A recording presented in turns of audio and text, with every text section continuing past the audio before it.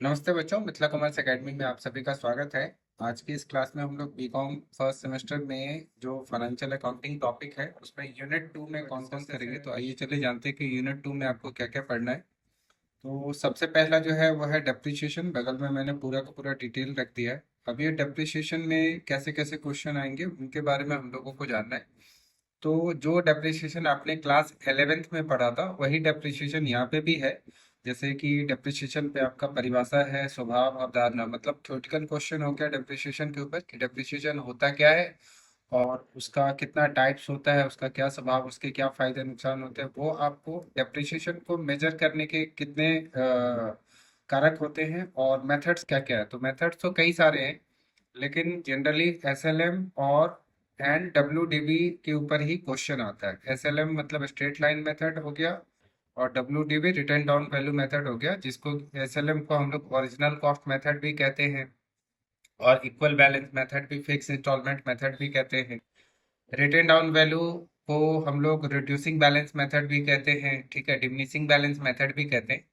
तो इस पे आपका जो आएगा वो आएगा एक मशीनरी अकाउंट, जैसे आप सब बनाते थे 11th में। तो मशीनरी अकाउंट या फिर आप कहें कि जो भी प्लांट अकाउंट हो गया, मशीनरी अकाउंट हो गया, फर्नीचर अकाउंट हो गया, लेकिन ज़्यादातर मशीनरी अकाउंट ही आता है बनाने के लिए। और इसमें एक और भी नया चीज है जो आपने 11th में नहीं पढ़ा होगा, उसको हम लोग बोलते हैं change in method. Change in method of depreciation. तो ये एक नया चीज इसमें आता है। अब आप कहेंगे ये क्या है। तो ये जैसे कि अगर हम एसएलएम से अगर हम डब्ल्यूडीबी में जाएं तो क्या होगा, और अगर डब्ल्यूडीबी से एसएलएम में जाएं तो क्या होगा, कैसे करके इसका अकाउंटिंग करेंगे, उसके ऊपर एक टॉपिक आता है। तो ये एक नया चीज बीकॉम में बस ऐड हुआ है, बाद बाकी पुराना है। इसके ऊपर भी मैंने पूरे क्लासेस के वीडियोस वगैरह डाले हुए हैं। तो आपको अगर ये वीडियो देखना है मतलब डेप्रिसिएशन के ऊपर, तो मैंने लिंक डिस्क्रिप्शन में डाल दिया है। आप वहां से जाकर क्या कर सकते हैं, पूरा का पूरा क्लास देख सकते हैं। तो ये तो पहला तो आपको समझ में आ गया। जो दूसरा टॉपिक है वो एकदम से न्यू है। उसको हम लोग बोलते हैं वैल्यूएशन ऑफ इन्वेंट्री। इन्वेंट्री का मतलब हो गया यहाँ पे स्टॉक। और इसमें आप ये हालांकि बहुत आसान सा टॉपिक है, इसमें आपको बस एक स्टोर लेजर अकाउंट बनाने के लिए आता है, स्टोर लेजर अकाउंट। अभी आप कहेंगे कि स्टोर लेजर अकाउंट कैसे करके बनता है। इसके ऊपर भी एक वीडियो है, मैंने क्लास का वीडियो डाल रखा है, उसको मैंने लिंक डिस्क्रिप्शन में दे दिया, यहाँ से आप देख सकते हैं। इसमें आपको ज़्यादा पढ़ना है, लीफो के बारे में पढ़ना है, फिर उसके बाद फीफो के बारे में पढ़ना है। अब आप कहेंगे कि ये लीफो और फीफो क्या होता है। फीफो जैसे है, LIFO है, फीफो है, तो ये क्या होता है। तो लीफो को बोलते हैं हम लोग last in first out, FIFO को बोलते हैं फर्स्ट इन फर्स्ट आउट। और एक और भी आपको पढ़ना है, वेटेड एवरेज मेथड बोलते हैं। अब ये होता क्या है, तो जो भी गुड्स होते हैं उन गुड्स को हम पहले अपने गोडाउन में लाकर रखते हैं, मतलब रॉ मटेरियल्स को। और उस रॉ मटेरियल से फिर हम लोग फिनिश गुड्स बनाते हैं। ये फैक्ट्रियों में होता है, कोई भी बिजनेस में अगर मैन्युफैक्चरिंग का काम हो रहा है तो वहाँ पे रॉ मटेरियल को पहले क्या किया जाता है कि गोडाउन में लाके रखा जाता है। तो वहाँ पर गोडाउन से फिर उसको मैन्युफैक्चरिंग यूनिट में जब लाया जाता है तो उसकी क्या कॉस्ट प्राइस हम यूज करेंगे, क्योंकि अलग अलग कॉस्ट प्राइस पे जो है मटेरियल्स आते हैं। इसके ऊपर पूरा का पूरा डिटेल चैप्टर के ऊपर भी मैंने एक वीडियो बना रखा है, तो वहां से भी आप इसको क्या कर सकते हैं, देख सकते हैं। कोई दिक्कत वाली बात आपको नहीं आएगी, ठीक है।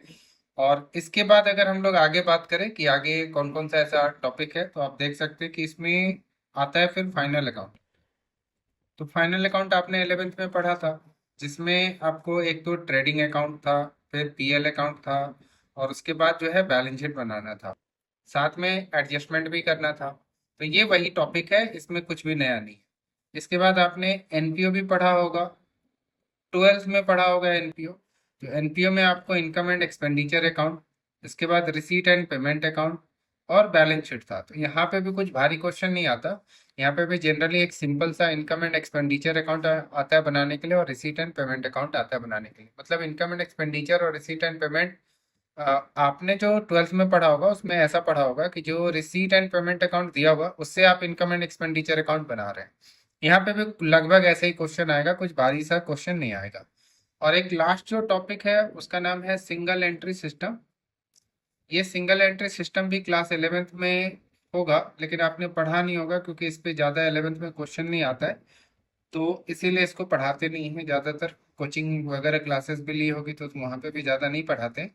बट ये सिंगल एंट्री सिस्टम पे जो है, अगर आप देखें तो सिंगल एंट्री सिस्टम पे भी कोई भारी सा क्वेश्चन नहीं आता है। मैं अगर ये कहूँ कि आता ही नहीं। अगर आप सिंगल एंट्री सिस्टम पे बात करें, सिंगल एंट्री सिस्टम पे कोई खास अभी तक जैसे मैंने देखा है, कोई खास क्वेश्चन नहीं आया है। थ्योरी आप इसके ऊपर थोड़ा सा याद कर सकते हैं। अब ये सिंगल एंट्री सिस्टम होता क्या है, आप अगर कहेंगे थोड़े शब्दों में अगर मैं बताऊं, तो सिंगल एंट्री सिस्टम का एक छोटा व्यापारी क्या करता है ना, डबल एंट्री सिस्टम पे काम नहीं करता है, क्योंकि उसके लिए क्या होगा, वो भारी हो जाएगा। वो क्या करता है कि सिंगल एंट्री सिस्टम पे ही काम करता है। सिंगल एंट्री सिस्टम का मतलब, सामान्य मतलब ये होता है कि जब आप अपने बुक्स ऑफ अकाउंट्स अपने नियम कानून से बनाए, कहने का मतलब डेबिट क्रेडिट करके नहीं बनाए, आप अपने हिसाब से, जैसे कैश एंट्री बना रहे हैं आप, एक कैश आया तो उसको लिख रहे हैं, कैश गया तो उसको लिख रहे हैं, ठीक है ना। तो ऐसा जो सिस्टम है वो आपका, वो कहलाता है सिंगल एंट्री सिस्टम। आपने जितना उधार बेचा है, अगर कोई बिजनेसमैन है उसने जितना उधार बेचा है उसका रिकॉर्डिंग कर रखा है, उसके बाद जितना नगद बेचा है उसका रिकॉर्डिंग कर रखा है, उसके पास जो संपत्ति है उसका रिकॉर्डिंग कर रखा है, लेकिन उसने कभी trading account, profit and loss account, balance sheet नहीं बनाया है। तो ऐसे केस में बोलेंगे क्या कि उसने सिंगल एंट्री सिस्टम के आधार से अपना अकाउंटिंग बनाया हुआ है। फिर आप उसको क्या करेंगे, डबल एंट्री सिस्टम में कन्वर्ट करेंगे। कहने का मतलब उसकी सारी सूचनाओं को लेकर फिर trading account, profit and loss account और बैलेंस शीट बनाएंगे। That is called a single entry system, ठीक है। तो इन सभी के ऊपर वीडियोस ऑलरेडी मैंने बनाए हुए हैं, उनका लिंक मैं डिस्क्रिप्शन में डाल दूंगा। और अगर आप बीकॉम फर्स्ट सेमेस्टर में है तो आप टेलीग्राम चैनल ज्वाइन कर सकते हैं। वो स्पेशली मैंने बीकॉम फर्स्ट सेमेस्टर के लिए ही बनाया है, खासकर मिथिला यूनिवर्सिटी के बच्चों के लिए। और वहां पे अगर आपको कोई भी डाउट, दिक्कत आता है तो डिस्कस कर सकते हैं, ठीक है। तो आज की इस वीडियो में हम लोग बीकॉम फर्स्ट सेमेस्टर का यूनिट 2 डिस्कस किया आज की इस वीडियो में। फिर नेक्स्ट वीडियो में आगे बीकॉम फर्स्ट सेमेस्टर का यूनिट 3 भी डिस्कस करेंगे। तो इसको आप लोग तब तक पढ़िए, इसमें कोई दिक्कत आता है तो आप मुझे बताइए, फिर आगे चलते हैं, ठीक है। आज के लिए इतना ही। Thanks for watching this video. Good bye.